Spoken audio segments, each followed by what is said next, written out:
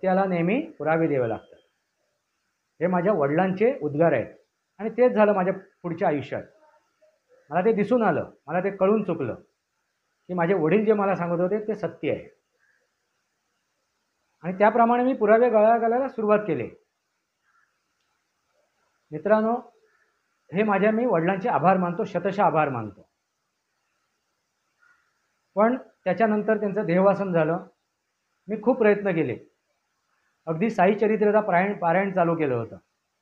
अगदी थुंकी न गळता, काही न खाता 3 दिवसाचं पारायण ठेवलं होतं मी की माझे वडील मला परत मिळावे. आता विषय आहे काय तर प्रॉपर्टीचा. ती प्रॉपर्टी कुठली तर वडिलांनी विकत घेतलेला, त्यांच्या स्वकष्टाने स्वमेहनतीने विकत घेतलेला हा फ्लॅट. तो फ्लॅट कुठे आहे? घाटकोपरमध्ये, घाटकोपर भटवाडी. त्या सोसायटीचं नाव आहे वायरी बांध कोऑपरेटिव्ह हाऊसिंग सोसायटी आणि प्रचलित नाव आहे ते दत्तप्रसाद.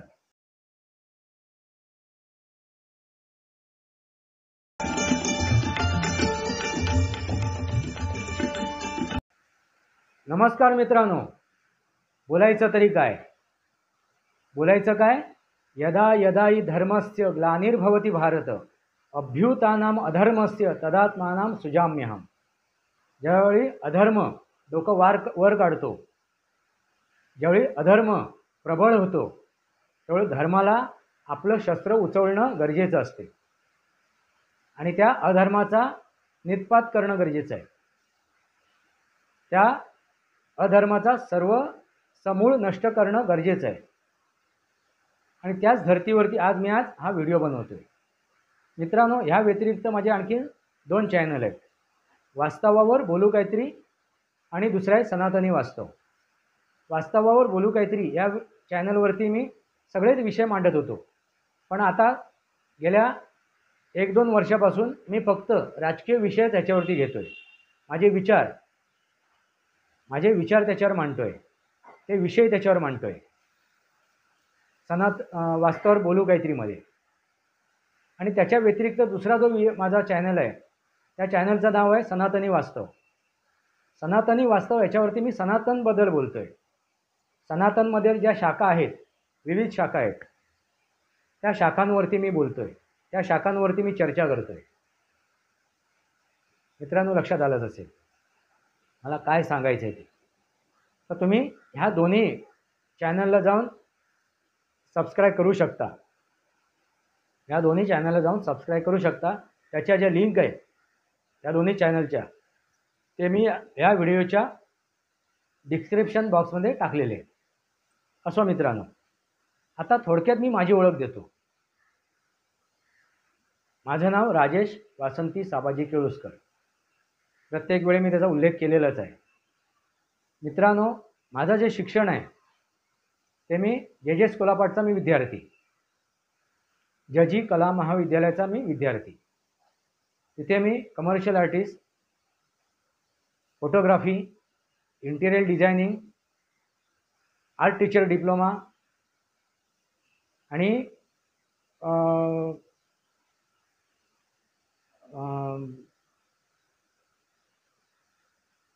आणखीन एक मी विसरलो, तो एक मी तिथे ह्याचे डिप्लोमा मी तिथे घेतलेले आहे.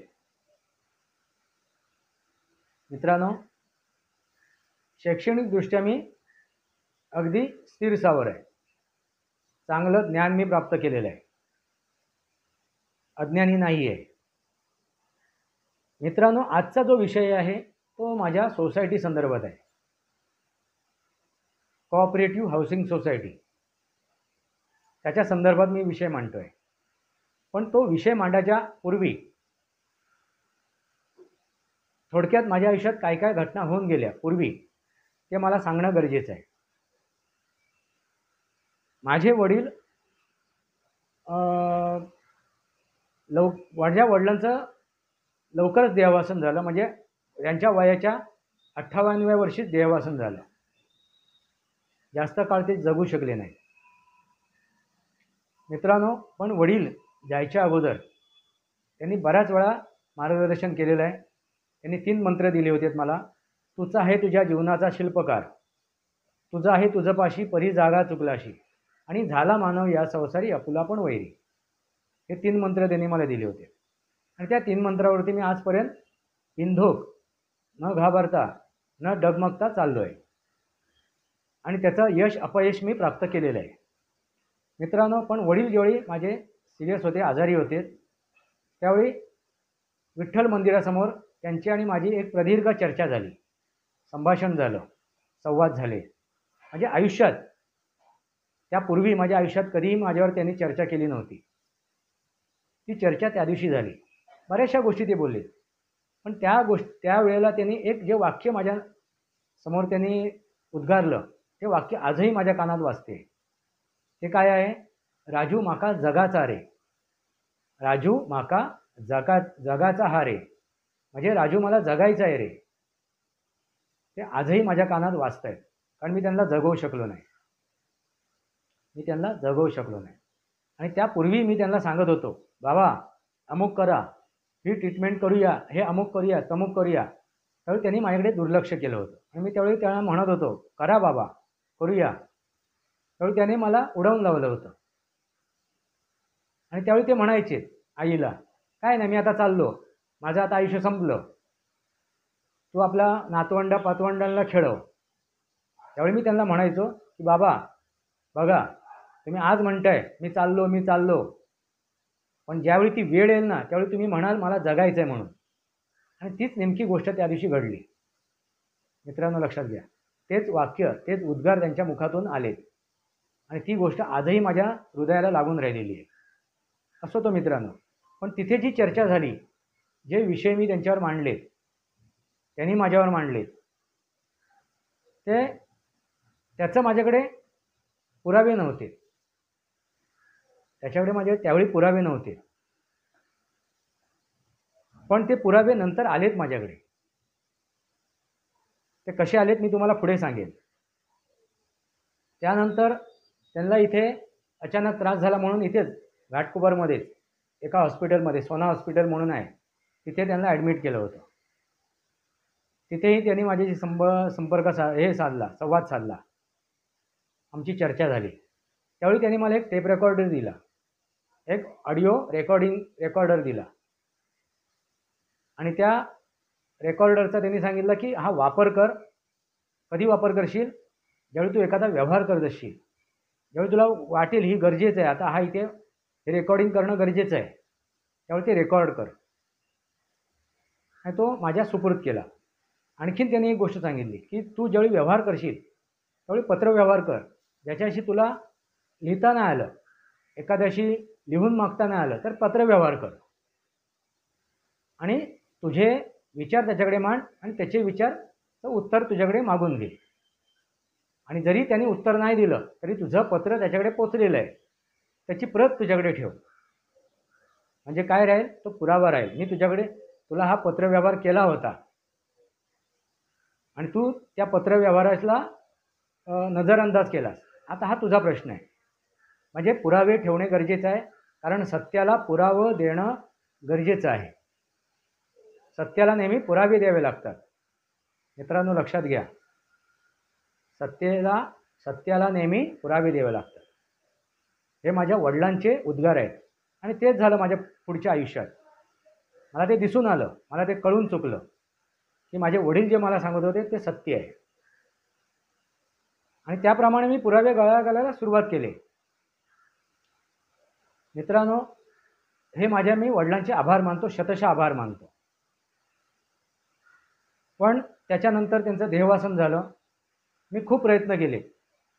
अगदी साई चरित्राचा पारायण चालू केलं होतं. अगदी थुंकी न गळता, काही न खाता 3 दिवसाचं पारायण ठेवलं होतं मी की माझे वडील मला परत मिळावे. पण तसं घडलं नाही. ती एक वेगळी गोष्ट आहे, त्याच्यावरती मी कधीतरी तुम्हाला सांगेन. पण तसं घडलं नाही आणि माझ्या वडिलांचं देहवासन झालं. त्याच्यानंतर त्यांचा जेव्हा अंतिम संस्कार झाला आणि अंतिम संस्काराच्या वेळी त्या स्मशानभूमीमध्ये माझ्या नात्यामधील, कुटुंबामधील, माझ्या परिवारामधील 3 सदस्य माझ्याकडे येऊन मला सांगायला लागले की राजू, तू साधो असस, सांभाळून राहू, तुका फसयतीत. त्यामुळे मला राग आला. काय वेळ काय आहे, मी माझ्या वडिलांचा अंतिम संस्कार करायला आलो आहे इथे. माझे वडील चितेवरती आहेत आणि हे लोक येऊन मला काय सांगतायत, प्रॉपर्टींबद्दल सांगतायत का, जायदादीबद्दल बोलतायत का. त्यावेळी मला त्यांचा राग आला, पण मी त्यांना काय उलट उत्तरं केली नाहीत. पण मी त्या दिवशी ठरवलं की हा जो विषय आपण इथे संपुष्टात आणूया. आणि माझ्या वडिलांच्या चितेसमोर उभं राहून मी एक शपथ घेतली होती की माझ्या वडिलांनी जे काय कमवलं आहे, स्थायी अस्थायी, ज्ञात अज्ञात, जी काय प्रॉपर्टी आहे, जे काय त्यांचं आहे, त्याच्यावरती मी पाणी सोडलं. आणि आजही मी त्याच्यावरती ठाम आहे मित्रांनो. आजही त्या माझ्या वचनावरती मी ठाम आहे. मीच मला दिलेलं वचन आहे. हे मी जर कोणाला सांगितलं नसतं तर कोणाला कळलंच नसतं.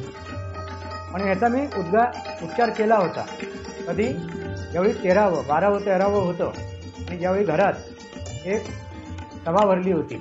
म्हणजे काय आता करायचं पुढे, वडिलांच्या अकाउंटला काय पैसे आहेत, वडिलांचे काय दागिने आहेत, वडिलांच्या काय प्रॉपर्टी आहेत, त्यांची वाटणी कशी करायची वगैरे, त्यासाठी एक सभा भरली होती.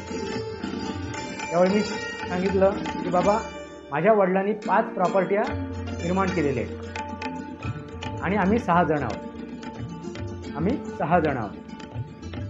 तर आपण,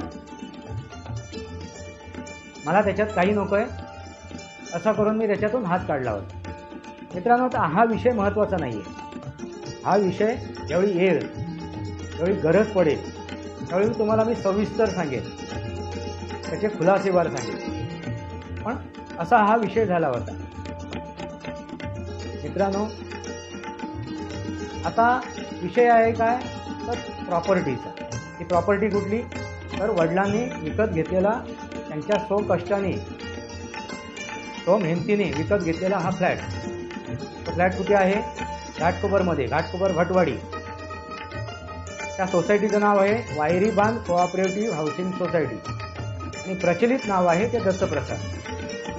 व्यवस्थित ऐका, वायरी बांध कोऑपरेटिव्ह हाऊसिंग सोसायटी, प्रचलित नाव आहे ते दत्तप्रसाद. ह्या सोसायटीमध्ये हा फ्लॅट आहे 1 BHK. मित्रांनो, हा जो प्रश्न आहे ना, हा रिडेव्हलपिंगमुळे निर्माण झालेला आहे. किंवा इथे जे काम केलं जाते पदाधिकाऱ्यांकडून किंवा कार्यकारी मंडळाकडून जे काम केले जाते, कसलं काम, तर ह्या सोसायटीची जी डागडुगी केली जाते, मेंटेनन्स, त्याच्यामध्ये सगळं काळेभेर आहे. त्याच्यामध्ये सगळं काळेभेर आहे. खूप पट्टी लावण्याचं काम केलेलं आहे आणि त्याचे सज्जड पुरावे माझ्याकडे आहेत. ते पैसे कसे गिळंकृत केले गेलेत, कसे खाल्ले गेलेत, आता ते कोणी खाल्लेत, कसे खाल्लेत, हा शोधायचा भाग झाला आहे. पण त्याचे पुरावे माझ्याकडे आहेत. आता नुकत्याच गेल्या वर्षीचा एक पुरावा आहे माझ्याकडे. यावेळी आगाशीला वॉटरप्रूफिंग केली, त्याच्यातला एक पुरावा आहे, सबळ पुरावा आहे. नुकताच, जास्त दूरवरचा नाही, पण गेल्या 30-1 वर्षापूर्वीपासून, म्हणजे 2096 पासून माझे वडिलांचं देहवासन झाल्यानंतर जी जबाबदारी माझ्याकडे आली होती,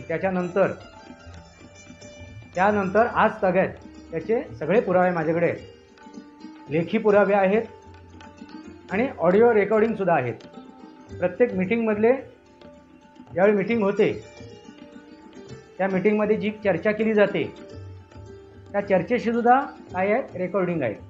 पूर्वी ऑडिओ कॅसेटवरती मी रेकॉर्डिंग करत होतो. त्याच्यानंतर एक मी पेन विकत घेतला होता. त्या पेनवरती ऑडिओ आणि व्हिडिओ रेकॉर्डिंग व्हायची. आता त्या पेनासोबत मोबाईलवर सुद्धा होते.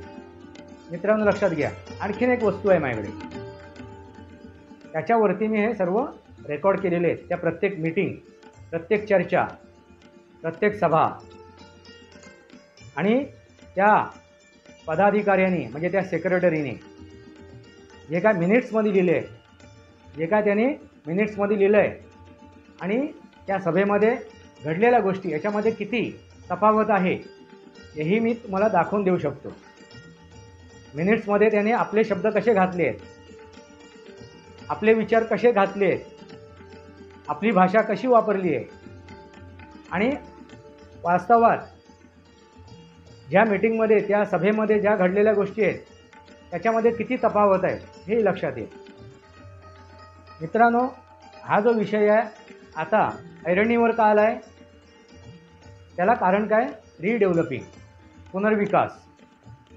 आणि या पुनर्विकासासाठी मी 2004मध्ये हा विषय त्या सेक्रेटरीकडे, त्या सेक्रेटरीचं नाव आहे चंद्रकांत भोजणे. ते 1 RKमध्ये राहतात, बाजूच्याच माझ्या विंगमध्ये. त्यांचं नेटिव्ह प्लेस काय आहे तर मालवण, अगदी खुद्द मालवण, LICच्या बाजूला. आता त्या प्रॉपर्टीबद्दल सुद्धा एक प्रश्नचिन्ह आहे, तो आता मी विषय तुमच्यासमोर मांडत नाही आहे, पण त्या प्रॉपर्टीसुद्धा बद्दल एक प्रश्नचिन्ह आहे. कारण त्या व्यक्तीने माझ्या घरातील, माझ्या कुटुंबातील वातावरण कलुषित केलेलं आहे. आणि तीच व्यक्ती एकटी जबाबदार नाही आहे, तीच व्यक्ती एकटी जबाबदार नाही आहे. मी त्याला त्या व्यक्तीला एकटा जबाबदार नाही ठरवू शकत. आणि त्यांना साथ देणारे लोकंसुद्धा आहेत, त्या व्यक्तीला साथ देणारे लोकंसुद्धा आहेत. आणि त्यामुळे ती प्रबळ झालेली आहे, बेलगाम झालेली आहे, बेछूट झालेली आहे. आणि हे सर्व त्याचे कारवाया सुरू आहेत. आणि 2004मध्ये ज्यावेळी मी त्यालाही सांगितलं कसं काय, कारण मित्रांनो हा माझा पेशा आहे, हा माझा व्यवसाय आहे. कुठला तर रिअल इस्टेट, जमीन जुमल्या संदर्भात. मित्रांनो, मी जे काम करतो आहे ना, त्या ज्या माझ्याकडे प्रॉपर्टी आहेत, माझ्या मालकीच्या ज्या प्रॉपर्टी आहेत, मी ज्याच्यात इन्व्हेस्टमेंट केले अशा ज्या प्रॉपर्टी आहेत त्या लिटिगेशनच्या आहेत. लिटिगेशन त्याच्यामध्ये कायदेशीर काहीतरी अडचणी आहेत, आर्थिक किंवा कायदेशीर असो. मित्रांनो, त्याच्यावरती मी जास्त तुमच्यावर डीपली बोलत नाही आहे. पण अशा लिटिगेशनच्या प्रॉपर्ट्यांमध्ये मी इन्व्हेस्टमेंट करत होतो आणि त्याच्यावरती काम करत होतो. आजही मी त्याच्यावरतीच काम करतो. जे पर्सनल माझी स्वतःची इन्व्हेस्टमेंट आहे, त्याच्यामध्ये बऱ्याच ठिकाणी मी माझं नुकसानही झालेलं आहे. हा महत्त्वाचा विषय नाही आहे. विषय काय तर रिडेव्हलपिंगचा. तर ही चंद्रकांत भोजणे या व्यक्तीला अगदी गावापासून मुंबईपर्यंत त्याच्यासोबत बसून त्याच्याबरोबर चर्चा करून विविध तऱ्हेने त्याच्यावर चर्चा करून मी त्यांना ह्या गोष्टी समजावल्या होत्या. विविध त्यांना गोष्टी सांगितल्या होत्या. पण त्या व्यक्तीने त्यावेळी माझ्याकडे दुर्लक्ष केलं. मला वाटलं त्यांना मनावर घ्यायचं नाही आहे. ते म्हणत आहेत नाही, इथे सोसायटीमध्ये बिल्डर आणायला बघतायत, अमुकच आहे तमुकच आहे. पण काही वर्षानंतर माझ्या लक्षात आलेली गोष्ट, माझ्या मते काहीतरी 2015-16च्या आसपास त्याने रिडेव्हलपिंगचा प्रस्ताव सोसायटीसमोर ठेवला. आणि तो प्रस्ताव ठेवताना त्यांनी स्वयं डेव्हलपिंग, सेल्फ डेव्हलपिंग हा विषय मांडला. मित्रांनो, त्या दरम्यान ह्या व्यक्तीने मला वाटत होतं की त्याला काही त्याचं ज्ञान नाही आहे, त्याची काय याला अंदाज नाही आहे असं मला त्यावेळी वाटत होतं. पण ते साप खोटं आहे. पण त्यांनी त्यावेळेला त्याची चांगली माहिती मिळवली. आणि ही माहिती कशासाठी मिळवली तर ह्याच्यातून स्वतःला कसं काय काळभैर करता येईल, कसं काय लुटून खाता येईल, कसं काय लुबाडून खाता येईल याचा अभ्यास केला. मित्रांनो, लक्षात घ्या, त्याचे कायदे नियम याच्यावरती अभ्यास नाही केला तर कसं काय लुटून खाता येईल, कसं काय लुबाडून खाता येईल याच्यावरती अगदी 100% अभ्यास केला त्याने, या व्यक्तीने. मित्रांनो, त्यानंतर ह्या कामासाठी एक PMC नेमला, प्रोजेक्ट मॅनेजमेंट कन्सल्टंट. मित्रांनो, त्याचा नावाचा उल्लेख मी आता करत नाही आहे, पण मी त्यालाही इशारा देतो आहे, त्या व्यक्तीलाही इशारा देतो आहे की आजही तू थांबला नाहीस तर तुझं लायसन जप्त होईल. मी त्या व्यक्तीला, ज्या PMC आहे त्याला मी निर्देशून सांगतो आहे की जर तू आजही थांबला नाहीस तर तुझं लायसन जप्त होईल. आणि तिथपर्यंत मी कारवाई करणार, देशोधडीला पोचवणार मी. लक्षात घ्या. मित्रांनो, माझ्या घरात गळतीचा प्रॉब्लेम आहे. गेले कित्येक वर्ष गळतीचा प्रॉब्लेम आहे आणि पाण्याचा प्रॉब्लेम आहे. पाणी कधी येते, आलं नाही आलं, त्याचा प्रेशर असतो नसतो, ह्या गोष्टीसाठी गेले कित्येक वर्ष मी सोसायटीशी संपर्क साधला आहे, पत्रव्यवहार केलेत, पण त्याच्याकडे त्यांनी नजरअंदाज केली, त्याच्याकडे दुर्लक्ष केलं. माझ्या एकाही पत्राचं उत्तर त्यांनी दिलं नाही. मित्रांनो, लक्षात घ्या, मी या घराचा मालक आहे, या घराचा मालक आहे. भले ही प्रॉपर्टी माझ्या वडिलांची होती, भलेही माझ्या वडिलांची होती, पण कायद्याने नियमाने मीही त्याचा हिस्सेदार आहे. आणि असं असतानासुद्धा त्यांनी काय केलं तर माझ्या वडिलांचं नावावरची जी प्रॉपर्टी आहे त्याच्यामध्ये ज्यावेळी त्यांनी बदल घडवून आणले कागदपत्रांमध्ये, ते नियमाला उल्लंघन केले. फेरफार जो झाला त्या प्रॉपर्टीतील कागदपत्रांमध्ये, जो काय फेरफार झाला तो नियमाला, कायद्याला उल्लंघन केला. आता मी इथे माझ्या कुटुंबाबद्दल बोलत नाही आहे, माझ्या कुटुंबालाही मी इशारा देतोय, त्यांनी काही समजावं, मग त्याला इशारा देतोय मी. उद्या सकाळी मी जर कोर्टात गेलो, न्यायालयात गेलो, मी जाणार आहे सोसायटीच्या विरोधात. मी माझ्या कुटुंबावरील, माझ्या परिवारावरील, माझ्या आप्तांवरती केस टाकत नाही आहे मित्रांनो, तर मी सोसायटीवरती केस टाकतोय. सोसायटीला मी कोर्टात खेचतोय आणि सोसायटीला कोर्टात खेचल्यानंतर आपसूक हे सुद्धा येतील आणि मग तिथे मी काही करू शकत नाही. तिथे मी शस्त्र खाली ठेवणार नाही. उचललेला गांडीव, मग त्याच्यातून फक्त तीर सुटतील. मग ते तीर कोणाकोणाला भेटतील हा ज्याचा त्याचा प्रश्न आहे. मित्रांनो, आणखीन एक गोष्ट आहे, या काळामध्ये माझ्या सोसायटीतील माजी अध्यक्ष, ते स्वतः आर्किटेक्ट असूनसुद्धा, ते स्वतः आर्किटेक्ट होते, आता नाही आहेत, ते माजी अध्यक्ष हयात आहेत, पण त्यांनीसुद्धा आर्किटेक्ट असूनसुद्धा, कायद्याचे नियमाची त्यांना माहिती असूनसुद्धा काय केलं, नजरअंदाज केलं. का केलं तर त्याच्यामागे त्यांना कसली भीती आहे, कारण एका सभेमध्ये, एका मीटिंगमध्ये त्या सेक्रेटरीनी त्यांच्या विरोधात काही कागदपत्र सभेसमोर फडकवलीत, सभेसमोर फडकवलीत. आता ती खरी आहेत किती खोटी आहेत ते पडताळावं लागेल, त्याचा पडताळा करावा लागेल, पण माझ्या दृष्टीने त्याच्यात काही अर्थ नाही आहे. पण एकदा व्यवस्थित ते पडताळून घ्यावं लागेल. त्याच्या भीतीने असेल कदाचित ते बॅकफूटवर गेले असतील आणि आपलं नुकसान करून घेतोय, कारण त्यांचीसुद्धा जे घर आहे ते 2 BHK मध्ये आहे. माझे जो फ्लॅट आहे तो सुद्धा 2 BHK मध्ये आहे. मित्रांनो, इथे मी सध्या कार्यालय सुरू केलेलं आहे. मित्रांनो, महत्त्वाची गोष्ट काय आहे तर 1 RK आणि 1 BHK असे 2 विभाग आहेत, अशा 2 विंग आहेत. 1 RK मध्ये 16 सदस्य आहेत आणि 1 BHK मध्ये 6 सदस्य आहेत. ज्यावेळी हा प्रस्ताव मांडला गेला त्यावेळी कशा प्रकारे मांडला गेला, सरसकट 170, सरसकट 150, सरसकट 175. म्हणजे हा कुठला कायदा आणि हा कुठला नियम. मी गेली 30-35 वर्ष या कार्यक्षेत्रात आहे, या क्षेत्रात काम करतोय. माझे प्रोजेक्ट चालू आहेत, माझे प्रकल्प चालू आहेत आणि मलाच तुम्ही थूकपट्टी करताय आणि मला बाजूला करण्यासाठी, मला बोलता येऊ नये, मला माझे विषय मांडता येऊ नये, त्यावेळी त्यासाठी ह्या लोकांनी काय केलं, माझ्या वडिलांच्या त्या प्रॉपर्टीच्या कागदपत्रामध्ये फेरफार करून आणला, कायद्याचा उल्लंघन करून. आणि मी ते प्रूव्ह करू शकतो. म्हणजे मला बाजूला करण्यासाठी गुन्ह्यावरती गुन्हा करतायत, गुन्ह्यावरती गुन्हा करतायत. आणि हे गुन्हेगार अजूनही थांबलेले नाही आहेत. आताच नुकतंच मी आता जे विद्यमान अध्यक्ष आहेत त्यांच्याशी पत्रव्यवहार केला.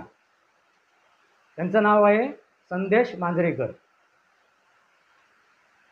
त्या व्यक्तीशी गेले वर्षभर मी संपर्क साधतोय, संवाद साधतोय अध्यक्ष म्हणून. कारण सेक्रेटरीनी माझ्याकडे नजरअंदाज केला आहे. मग एक प्रयत्न, दुसरा पदाधिकारी म्हणजे अध्यक्ष, त्यांनीही मला उत्तर द्यायचं साथ नाकारलेलं आहे. मला काही गरज नाही त्यांच्या उत्तराची सुद्धा मला अपेक्षा नाही असं म्हणायला हरकत नाही. कारण त्यांना उत्तरं द्यावे लागतील आणि ते सुद्धा न्यायालयात. मग त्यावेळी ते थांबू शकत नाही, मी देऊ शकत नाही, मी नाही सांगणार, मी नाही बोलणार. गंमत म्हणजे काय मित्रांनो, बघा, जे काय त्यांनी सोसायटीच्या माझ्या फ्लॅटच्या बाबत जे काय हे केलं आहे, कागदपत्रांमध्ये बदल आणलेले आहेत, बदल घडवून आणलं आहे, फेरफार केला आहे. त्या फेरफाराबद्दल मी त्यांच्याकडे माहिती मागवली. तर त्यांनी काय सांगितलं, ते कॉन्फिडेन्शियल आहे. म्हणजे बघा हास्यास्पद किती आहे ते कॉन्फिडेन्शियल आहे, ते आम्ही तुला देऊ शकत नाही. मी पाकिस्तानवर अटॅक करायचं आहे असे दस्तावेज आहेत किंवा आणखीन कुठले दस्तावेज आहेत जे कॉन्फिडन्स आहे, जे भारत सरकारच्या व्यतिरिक्त दाखवू शकत नाही, अशी कुठली गोष्ट आहे का? कॉन्फिडेन्शियल म्हणजे बघा हास्यास्पद गोष्ट आहे. असो मित्रांनो, याच्या अगोदर एक मी व्हिडिओ अपलोड केलेला आहे. तो व्हिडिओ कशावर केला आहे? वास्तवावरती बोलू काहीतरीमध्ये. त्याच्यामध्ये मी कोणाचं नाव घेतलं नव्हतं, त्याच्यावरती मी कोणाचा नावाचा उल्लेख केला नव्हता, कोणाचा नाव घेतलं नव्हतं. त्याला कारण मी एक इशारा म्हणून तो व्हिडिओ बनवला होता. पण तुम्ही जर मला पाट्यावरच मारणार असाल, माझ्याकडे जर दुर्लक्षच करणार असाल, मला विचारणारच नसाल, तर मी कशाला तुमच्याशी संवाद साधू? काय गरज आहे तुमच्याशी संवाद साधायची? काय गरज आहे? मला काही गरज नाही मित्रांनो. आता मी शेवटी माझ्या भावंडांना, माझ्या परिवाराला, माझ्या कुटुंबियांना मी शेवटचा एक आता हे देणार आहे, पत्रव्यवहार करणार आहे. या प्रकारे हा व्यवहार करा, अन्यथा पुढे ह्या येणाऱ्या गोष्टीला सामोरं जा. दुसरा पर्याय माझ्याकडे राहिला नाही मित्रांनो. आणि मी ह्याला कोणालाही दोषी ठरवत नाही आहे मित्रांनो. या सर्व प्रकरणाला मी कोणालाही दोषी ठरवत नाही आहे. दोषी मी स्वतः आहे. दोषी ह्या सर्व प्रकरणाला मी स्वतः आहे. कारण वेळेवरती त्या वेळेला मी ते निर्णय घेतले नाही असं बोलावं लागेल. पण मित्रांनो, तुम्ही म्हणाल मग तुम्ही दोषी असताना मग हे त्या वेळेला त्या गोष्टी का नाही केल्या? पण माझ्या मते त्या वेळेला ती वेळ मी का टाळली? तर माझ्या कुटुंबासाठी टाळली, माझ्या परिवारासाठी टाळली. कारण वडिलांनी मला काय वचन दिलं नव्हतं की ह्या कुटुंबाला एकत्र ठेवू म्हणून. उलट वडिलांनी मला सांगितलेलं की माझ्या पश्चात हे निर्णय घे आणि हा विषय सगळा संपवून टाक, हा विषय सगळा संपवून टाक. हे जे काय जमीन जुमल्याचे विषय आहेत, प्रॉपर्टीचे विषय आहेत, गावापासून मुंबईपर्यंत, हे सगळे संपवून टाक. पण मी त्यांना एक वचन दिलं होतं, तुम्ही एक प्रयत्न केलात या कुटुंबाला एकत्र ठेवण्याचा, शेवटचा प्रयत्न मी एक करेन. शेवटच्या क्षणापर्यंत तुम्ही त्यासाठी लढलात, प्रयत्न केलेत, आपलं जीवन खर्ची केलं. मग माझा मी सुद्धा त्याचा हे आहे, तुमच्यासाठी मी एवढंही करू शकतो, एक मी प्रयत्न करतो.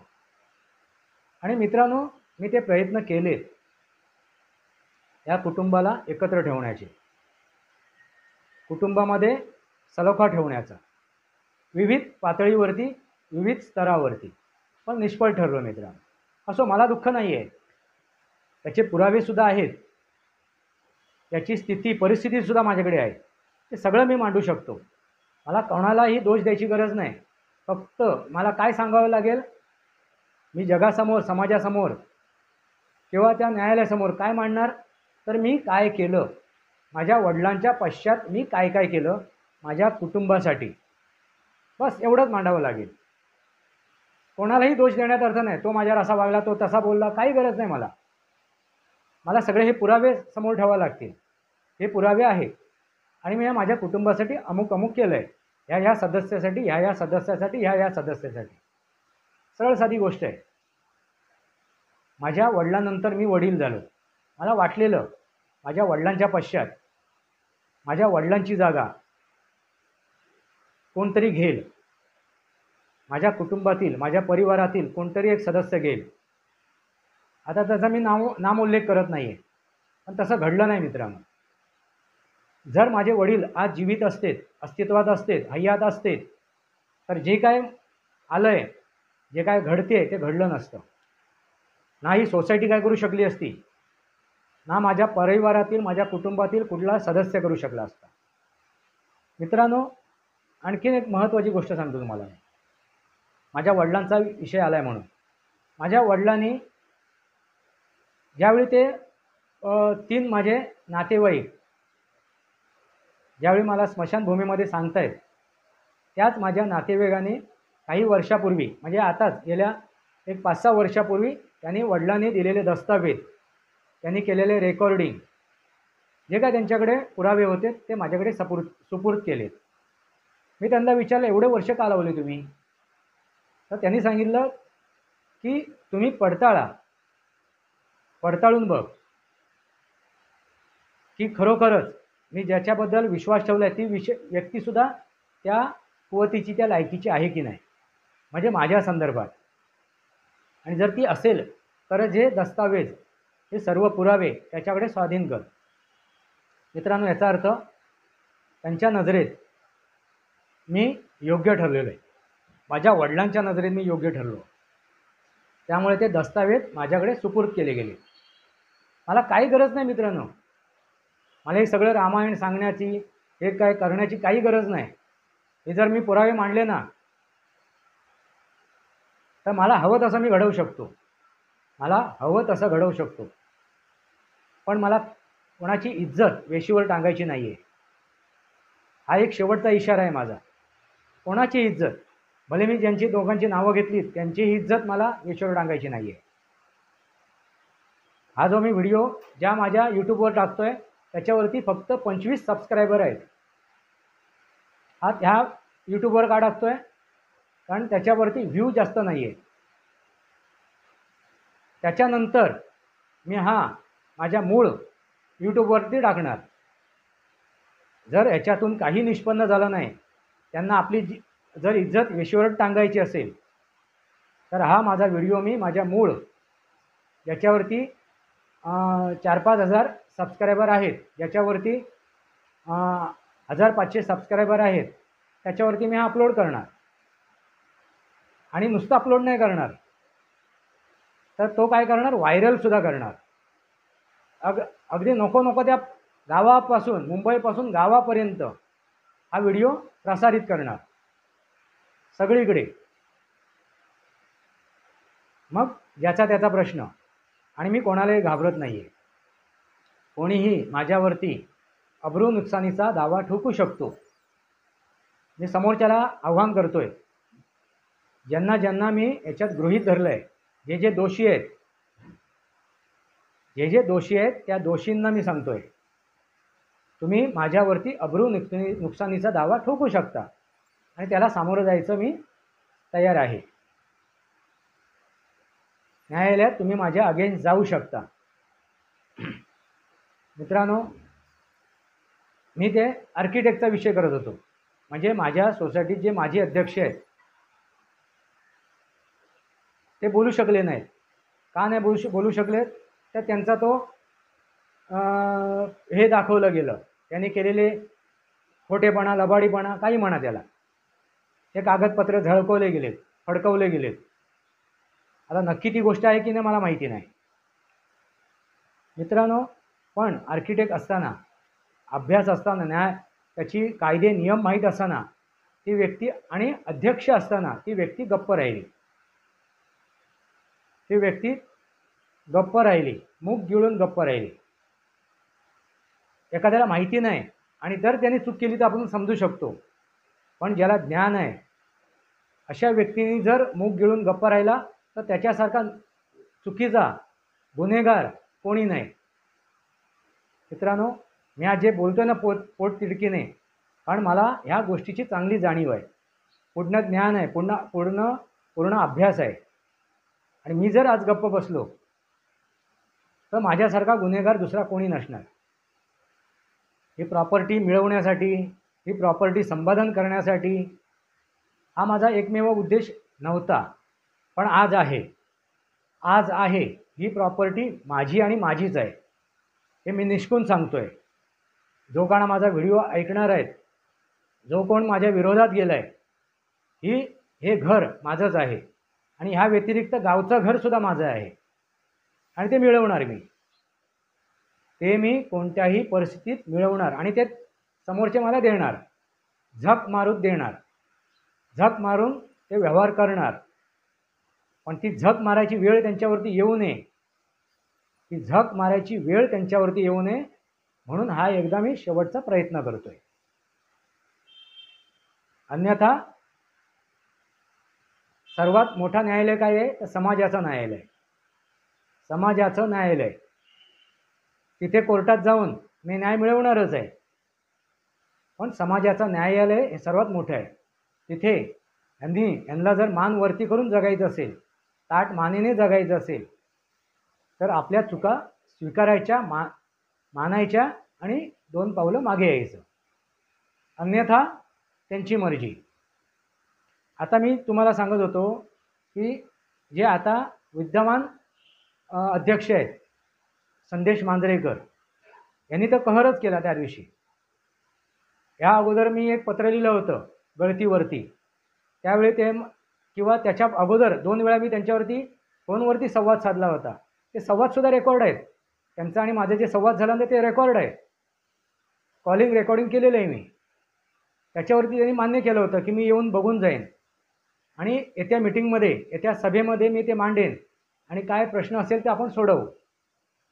ती सभासुद्धा झाली, ती मीटिंगसुद्धा झाली.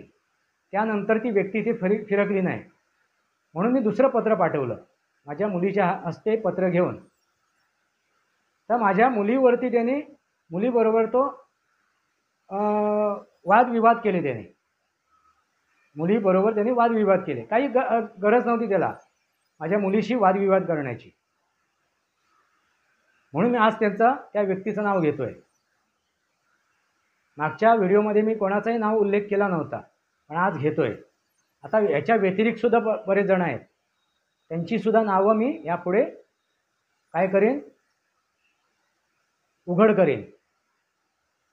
जर हे थांबले नाहीत तर मग त्यांना काय उखडायची आहे माझी, काय माझं वाकडं करायचं ते त्यांनी करावं. कारण काय झालं होतं मित्रांनो, मागच्या एका मीटिंगमध्ये आगाशीवरती, माझ्याच आगाशीवरती, म्हणजे 2 विंग आहेत, तर माझ्या आगाशीवरती एक मीटिंग होती आणि त्या मीटिंगमध्ये अगदी पूर्वनियोजित एक कांड रचलं होतं. माझ्या अगेन्स्ट मला मारण्यासाठी अगदी युवा ताकद उभी केली होती. मित्रांनो लक्षात घ्या, युवा ताकद उभी केली होती. त्याचीसुद्धा रेकॉर्डिंग आहे, व्हिडिओसुद्धा आहे आणि ऑडिओसुद्धा आहे. म्हणजे बघा कुठल्या थरालाही माणसं पोचलेली आहेत. आता काही बोलण्यात अर्थ नाही मित्रांनो. आता महत्त्वाचा विषय काय आहे तर अतिरिक्त जागा वाटप ही कशी केली जाते, सरसकट केली जाते का? माझा एक प्रश्न आहे. ज्यांना ह्या विषयाबद्दल ज्ञान आहे, जे आर्किटेक्ट असतील किंवा वकील असतील किंवा या क्षेत्रात काम करणारे लोक असतील, त्यांना त्यांची उत्तरं ते देऊ शकतील किंवा अभ्यासपूर्वक माहिती घेऊन माझी ह्या प्रश्नाची उत्तरं देऊ शकतील. रिडेव्हलपिंग करताना, पुनर्विकास करताना, भले तो बिल्डर असो म्हणजे त्रयस्थ विकासक असो किंवा स्वयंविकासक असो, या दोन्ही वेळेला पर्सेंटेज वाईज टक्केवारीनेच क्षेत्रफळ वाटलं जाते. आणि टक्केवारी कशावर ठरते तर वर्तमान वापरत असलेल्या क्षेत्रफळावरती. चटई क्षेत्रावरती, कार्पेट क्षेत्रावरती. त्या कार्पेट क्षेत्र किती आहे त्याच्या अगेन्स्ट ती टक्केवारी. सर्वांना सरसकट 50%, सरसकट 30%, सरसकट 20%, 35%, असं. सरसकट एक आकडा नव्हे, सरसकट पर्सेंटेज, टक्के, आणि इंटू काय तर वर्तमान काळात असलेलं त्यांचं कार्पेट, चटई क्षेत्र. पण इथे काय पानं पुसली जात आहेत तोंडाला. अशा प्रकारे पानं पुसली जात आहेत. तर सरसकट 150, सरसकट 170, सरसकट 175. असो मित्रांनो, मी परत एकदा PMCला इशारा देतोय, आगाह करतोय. त्यांनी आपलं लायसन जर जप्त करून त्याला घ्यायचं नसेल, तर ते लायसन जप्त करून घ्यायचं नसेल, त्याने अलर्ट व्हावं आणि आपल्या अकलेचा वापर करावा. कारण PMC म्हणजे कोण? Project management consultant. जर प्रोजेक्ट मॅनेजमेंट कन्सल्टंटच चुकीच्या प्रकारे कन्सल्ट करत असेल, चुकीच्या प्रकारे माहिती देत असेल, चुकीच्या प्रकारे सांगत असेल, चुकीच्या प्रकारे आपली अक्कल पाजळत असेल, तर सर्वात मोठा दोषी तो आहे पहिला. ती व्यक्ती काय म्हणते? सोसायटीने मला सांगितलं. अरे मग तुला कशाला नेमलंय? तुला का नेमलंय मग इथे? जर सोसायटीने सांगितल्याप्रमाणे तुला जर करायचं आहे तर तुझी काय गरज आहे? मग आम्हीच सोसायटीत मिळून करू ना. प्रोजेक्ट मॅनेजमेंट कन्सल्टंटची काय गरज आहे? सरळ साधी गोष्ट आहे मित्रांनो. आम्ही त्याला एक शेवटचा इशारा दिला आहे. त्या सेक्रेटरीला, सचिवाला, अध्यक्षाला, त्यांनाही मी एक शेवटचा इशारा देतोय. आजपर्यंत जे काय भोंगळ कारभार तुम्ही केलं एवढं ठीक आहे, तो थांबवा आता. तुम्ही या मेंटेनन्समधून सुद्धा पैसे खाल्लेले आहेत. मी हा सरळ सरळ तुमच्यावरती आरोप लावतोय. मी मित्रांनो मेंटेनन्स थांबवलेलं आहे. एक हे म्हणून काय, एक इशारा म्हणून किंवा एक सांकेतिक स्वरूपात माझा विरोध म्हणून. गेले काही महिने, वर्ष झालं असेल त्याच्या मते, किंवा त्याच्यापेक्षा जास्त पण महिने, दिवस झाले असतील, मी माझं मेंटेनन्स थांबवलेलं आहे. का द्यायचं मेंटेनन्स? माझ्या घरात जर गळती होत असेल, माझ्या घराचं मेंटेनन्स होत नसेल, माझं घर मेंटेन होत नसेल, तर काय उपयोग आहे? मला वेळेवरती जर पाणी मिळत नसेल, मला जेवढं हवं तेवढं पाणी मिळत नसेल, म्हणजे दोन महत्त्वाच्या सेवा म्हणजे पाणी मिळणं, पाण्याची ही सेवा खूप गरजेची आहे, महत्त्वाची आहे. जर ती योग्यरित्या पूर्ण केली जात नसेल, ती सेवा योग्यरित्या दिली जात नसेल, तर काय उपयोग आहे? प्रत्येक वेळी ह्यांच्याशी फक्त काय बाचाबाचीच करायची का? ह्यांच्याशी वादविवादच करायचा का? फक्त पत्रव्यवहारच करायचा का? मित्रांनो, पाण्यासाठी यापूर्वीसुद्धा मी स्वतः प्रयत्न करायला गेलो होतो. एक सांगायची गोष्ट राहिली होती, ते तुमच्या निदर्शनात आणून देतोय. मी त्यावेळेला त्या पाण्याची पूर्तता जी अडचण आहे दूर करण्यासाठी गेलो होतो.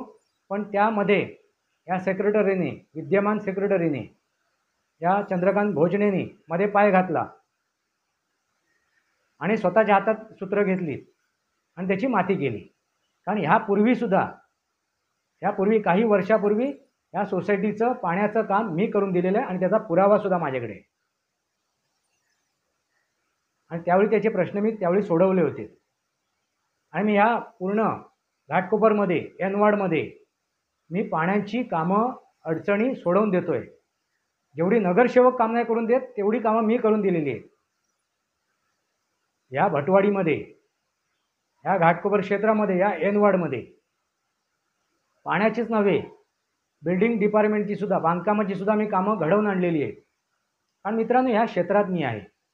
माझं सहकार्य, माझी मदत जर एखाद्याला मिळाली आणि त्याचं भलं झालं तर मला दुःख नाही आहे, मला आनंद आहे. त्याच्या चेहऱ्यावरचा आनंद मला बघून मला सुख मिळते. असो मित्रांनो, हा महत्त्वाचा विषय नाही त्या सोसायटीचा. कोऑपरेटिव्ह हाऊसिंग सोसायटी, कोऑपरेशन, हे कोऑपरेशन असं घडते. सहकार, गृहनिर्माण संस्था, सहकार, हे असं घडते. याच्यावरती सविस्तर मी लवकरच व्हिडिओ बनवेन आणि तो व्हिडिओ मी त्या माझ्या वास्तवावर बोलू काहीतरी किंवा सनातनी वास्तव या माझ्या दोन्ही यूट्यूबवरती मी अपलोड करेन. आणि त्यावेळी सविस्तर अगदी बारीक सारीक गोष्टी.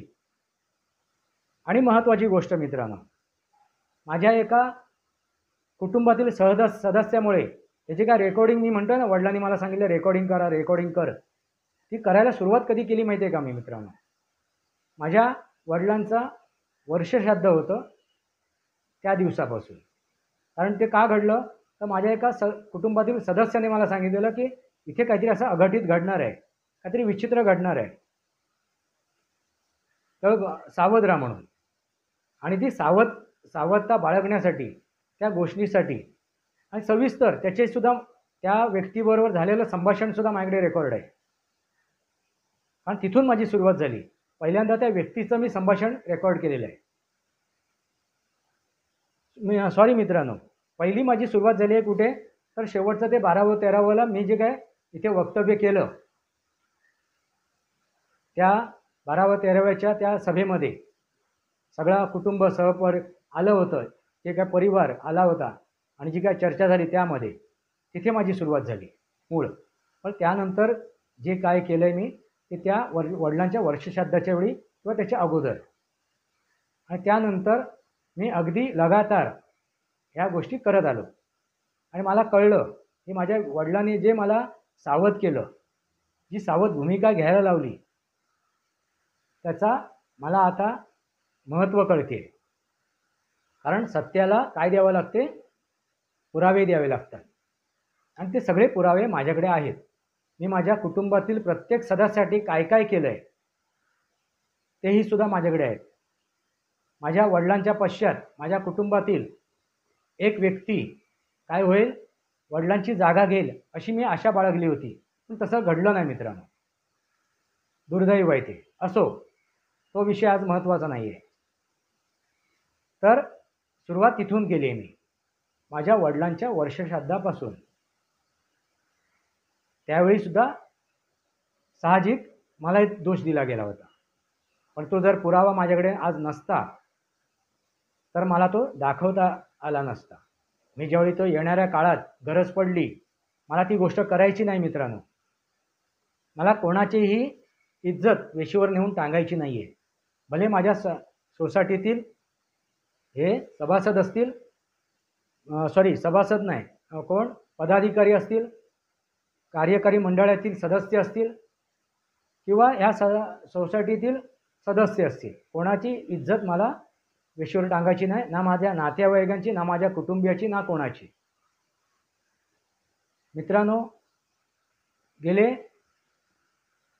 30-35 वर्ष मी ह्या रिअल एस्टेट ह्या क्षेत्रात काम करतोय, मेहनत घेतोय, व्यवसाय करतोय. माझी जी इन्व्हेस्टमेंट आहे ना मित्रांनो, तुम्ही विचार कराल मोठ्या मोठ्या गोष्टी करतोय तुम्ही, त्या मोठ्या मोठ्या गोष्टी तुमच्या आता लक्षात आणून देतोय. माझी जी इन्व्हेस्टमेंट आहे ती लिटिगेशनच्या प्रॉपर्टीमध्ये आहे. माझा एक प्रोजेक्ट आहे बोरवलीला, जो सध्या सुरू केला आहे, मी काम सुरू केलं आहे, हळूहळू पुढे सरकतोय. पण 2014 पासून तो 15पर्यंत मी पुढे रन केला होता. त्याच्यानंतर तो बंद पडला, नंतर कोविड आलं, नंतर हळूहळू तो हे झाला, ठप्प झाला होता. तो आता मी सुरू करतोय. त्याच्याबद्दल आता मी जास्त तुम्हाला सविस्तर नाही सांगत आहे. त्याच्या व्यतिरिक्त माझ्याकडे एक नवीन मुंबईमध्ये प्रॉपर्टी आहे, 61 एकर 20 गुंठ्याची. माझ्याबरोबरचा जो पार्टनर आहे, तो 2019मध्ये कोविडमध्ये त्याचं देहवासन झालेलं आहे. त्यामुळे थोडीशी गडबड झालेली आहे. त्याच्या अकाली मृत्यूमुळे थोडीशी गडबड झाली आहे. ते निस्तरण्याचा मी प्रयत्न करतो आहे. ती सुद्धा लिटिगेशनची प्रॉपर्टी आहे.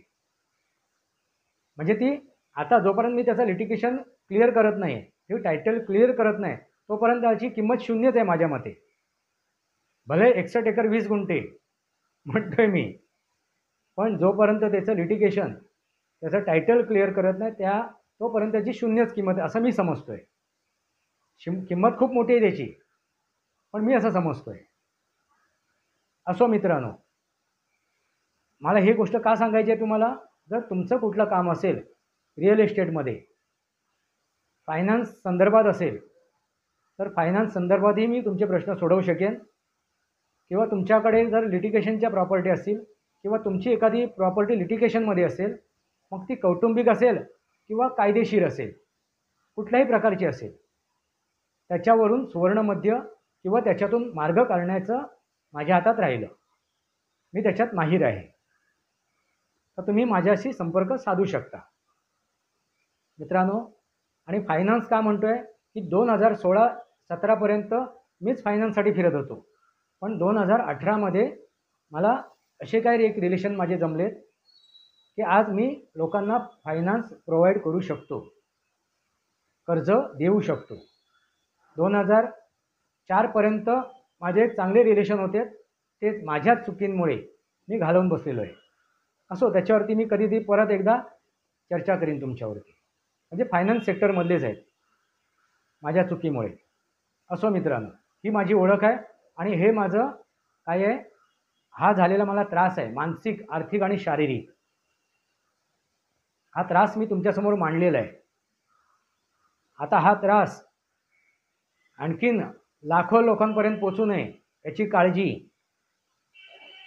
काळजी कोणी घ्यावी, तर तत्सम माझे जे विरोधात उभे आहेत त्यांनी याची काळजी घ्यावी. अन्यथा त्यांनी आपली लाज लज्जा वेशीवर टांगून घ्यायची तयारी दर्शवावी.